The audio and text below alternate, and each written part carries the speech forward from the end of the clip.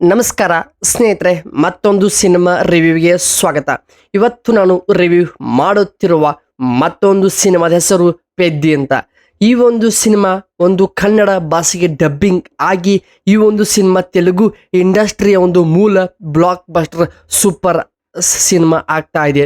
ಈ ಒಂದು ಸಿನಿಮಾದಲ್ಲಿ ರಾಮ್ ಚರಣ್ ಅವರು ಲೀಡ್ ಆಗಿ ಪಾತ್ರ ಮಾಡಿದ್ದಾರೆ.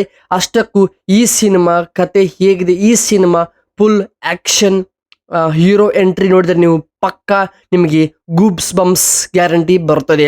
ಅಷ್ಟಕ್ಕೂ ಅದರ ಜೊತೆಗೆ ಕ್ಲೈಮ್ಯಾಕ್ಸ್ ಅಲ್ಲಿ ಟೋಟಲ್ ಅನ್ಎಕ್ಸ್ಪೆಕ್ಟೆಡ್ ಒಂದಿಷ್ಟು ಟ್ವಿಸ್ಟ್ಗಳು ಕೂಡ ನಿಮಗೆ ಎದುರಾಗುತ್ತವೆ ಸಿನಿಮಾ ನೋಡುವಂಥ ಸಮಯದಲ್ಲಿ. ಹೌದು, ಅಷ್ಟಕ್ಕೂ ಪೆದ್ದಿ ಸಿನಿಮಾ ಹೇಗಿದೆ, ಯಾವ ರೀತಿ ಇದೆ, ವರ್ಕ್ ಆಗಿದೆಯಾ, ವರ್ಕ್ ಆಗಿಲ್ಲ, ಯಾರಿಗೆಲ್ಲ ಈ ಸಿನಿಮಾ ಇಷ್ಟ ಆಗುತ್ತದೆ ಅಂತ ನಾನು ಇವತ್ತಿನ ಒಂದು ರಿವ್ಯೂ ವಿಡಿಯೋದಲ್ಲಿ ನಿಮಗೆ ಸಂಪೂರ್ಣವಾಗಿ ಈ ಒಂದು ಸಿನಿಮಾದ ಬಗ್ಗೆ ಮಾಹಿತಿ ಕೊಡ್ತಾ ಇದ್ದೀನಿ. ಸೊ ಹಾಗೆ ನಾವು ಮಾಡುವಂಥ ಎಲ್ಲ ಸಿನಿಮಾಗಳ ರಿವ್ಯೂ ಆಗ್ಬೋದು, ನಾವು ಮಾಡುವಂಥ ಕಂಟೆಂಟ್ ನಿಮ್ಗಳಿಗೆ ಇಷ್ಟ ಆದರೆ ಸಬ್ಸ್ಕ್ರೈಬ್ ಮಾಡೋ ಮುಖಾಂತರ ನೀವು ನಮಗೆ ಸಪೋರ್ಟ್ ಮಾಡಬಹುದು.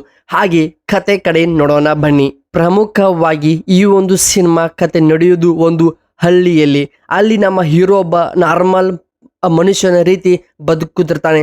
ಆದರೆ ಅಲ್ಲಿ ಇರುವಂಥ ಒಂದಿಷ್ಟು ಪವರ್ಫುಲ್ ಆಗಿರುವಂಥ ಒಂದಿಷ್ಟು ವಿಲೇಜ್ಗಳಲ್ಲಿ ಪಾಲಿಟಿಕ್ಸ್, ರಿವೆಂಜ್, ಆ್ಯಕ್ಷನ್ಗಳು ಜನರ ಮೇಲೆ ಪ್ರಭಾವ ಬೀಳುವುದನ್ನು ನೋಡಿ ನಮ್ಮ ಹೀರೋ ಅವರು ರಾಮ್ ಚರಣ್ ಅವರು ಒಬ್ಬ ವೈಲೆಂಟ್ ಆಗಿ ಪರಿವರ್ತನೆ ಆಗ್ತಾನೆ.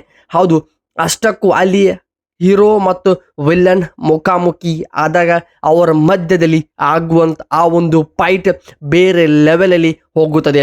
ಅಷ್ಟಕ್ಕೂ ಈ ಸಿನಿಮಾ ಪ್ರೆಸೆನ್ಸ್ ಬಗ್ಗೆ ಬಂದರೆ ಸಖತ್ತಾಗಿದೆ. ಕತೆ ಸಿಂಪಲ್ ಆಗಿದೆ, ಆದರೆ ಅಲ್ಲಿ ಯೂಸ್ ಮಾಡಿದಂಥ ಸೆಟಪ್ ಆಗ್ಬೋದು, screen play, visuals, graphics, fight scenes ಮತ್ತು ಹೀರೋ ಮತ್ತು ವಿಲನ್ ಮಧ್ಯದಲ್ಲಿ ಆಗುವಂಥ ಒಂದು ಕ್ರಿಕೆಟ್ ಸ್ಪೋರ್ಟ್ಸ್ ಡ್ರಾಮಾ ಸಿನಿಮಾ ಆದ ಕಾರಣ ಸಖತ್ತಾಗಿಯೇ ಇಂಪ್ಲಿಮೆಂಟ್ ಮಾಡಿದೆ. ಆ ಒಂದು ಎಲಿಮೆಂಟ್ ನಿಮ್ಮನ್ನು ತುಂಬ ಒಂದು ಆಶ್ಚರ್ಯಕವಾಗಿ ಮಾಡಿ ಬಿಡುತ್ತದೆ. ಹೌದು, ಈ ಒಂದು ಸಿನಿಮಾದ ಕತೆ ಆಗ್ಬೋದು ತುಂಬ ಚೆನ್ನಾಗಿದೆ. ಬಟ್ ನೀವು ಒಂದು ಈ ಸಿನಿಮಾದಲ್ಲಿ ಪೆದ್ದಿ ಸಿನಿಮಾದಲ್ಲಿ ಕತೆ ಹುಡ್ಕಕ್ಕೆ ಹೋಗಬೇಡಿ. ನಿಮಗೆ ಬೇಕಾದ್ದು ಆ್ಯಕ್ಷನ್ ಮಾಸ್ ಸಿನಿಮಾಗಿದು ಬೆಸ್ಟ್ ಆಪ್ಷನ್ಸ್ ಆಗಿದೆ. ಹೌದು, ಏಕೆಂದರೆ ರಂಗಸ್ಥಳ ಆಗ್ಬೋದು, RRR ರೀತಿಯೇ ಇದು ಕೂಡ ಒಂದು ದೊಡ್ಡ ಬ್ಲಾಕ್ ಬಾಸ್ಟರ್ ಸಿನಿಮಾ ಆಗೋಕ್ಕೆ ರೆಡಿಯಾಗಿದೆ. ಹೌದು, ಈ ಸಿನಿಮಾದಲ್ಲಿ ಕತೆ ತುಂಬ ಚೆನ್ನಾಗಿದೆ, ಬಟ್ ಕತೆ ಸ್ವಲ್ಪ ಕಡಿಮೆ ಇದೆ. ಅತಿ ಹೆಚ್ಚು ಮಾಸ್ ಆ್ಯಕ್ಷನ್ ಬ್ಲಾಸ್ಟ್ ಆಗ್ಬೋದು, ಆ್ಯಕ್ಷನ್ ಫೈಟ್ಸ್ ಆಗ್ಬೋದು, ಆ ಒಂದು ಹಳ್ಳಿಯಲ್ಲಿ ಯೂಸ್ ಮಾಡಿದಂಥ ಸೆಟ್ ಆಗ್ಬೋದು ತುಂಬ ಚೆನ್ನಾಗಿನೇ ವರ್ಕ್ ಆಗಿದೆ. ಹಾಗೂ ಸಿನಿಮಾದ ಸ್ಕ್ರೀನ್ ಬಗ್ಗೆ ಬಂದರೆ ಹೀರೋ ಪರ್ಫಾರ್ಮೆನ್ಸ್ ಸ್ಕ್ರೀನ್ ಮೇಲೆ ಬೆಂಕಿ ಹಚ್ಚುತ್ತದೆ. ಅಷ್ಟು ಚೆನ್ನಾಗಿ ಅವರ ಎಂಟ್ರಿ ಆಗ್ಬೋದು, ಬ್ಯಾಕ್ಗ್ರೌಂಡಲ್ಲಿ ಕೇಳುವಂಥ ಮ್ಯೂಸಿಕ್ ಆಗ್ಬೋದು ಬೇರೆ ಲೆವೆಲಲ್ಲಿ ಹೋಗುತ್ತದೆ. ಮತ್ತು ಹೀರೋಯಿನ್ ಮಧ್ಯದಲ್ಲಿ ಆಗುವಂಥ ಆ ಲವ್ ಟ್ರ್ಯಾಕ್ ಬೇರೆ ರೀತಿಯೇ ತಿರುವು ಪಡೆದುಕೊಳ್ಳುತ್ತೆ. ಆದರೆ ಸಿನಿಮಾ ನೋಡುವಾಗ ಆ ಒಂದು ಲವ್ ಪಾತ್ರ ಆಗ್ಬೋದು, ಆ ಲವ್ ಅನ್ನೋ ಒಂದು ಎಲಿಮೆಂಟ್ ಇರಲೇಬಾರಿತ್ತು. ಅಂದರೆ ಸ್ವಲ್ಪ ಸಿನಿಮಾ ನೋಡುವಾಗ ಡಿಸ್ಟರ್ಬ್ ಮಾಡುತ್ತದೆ.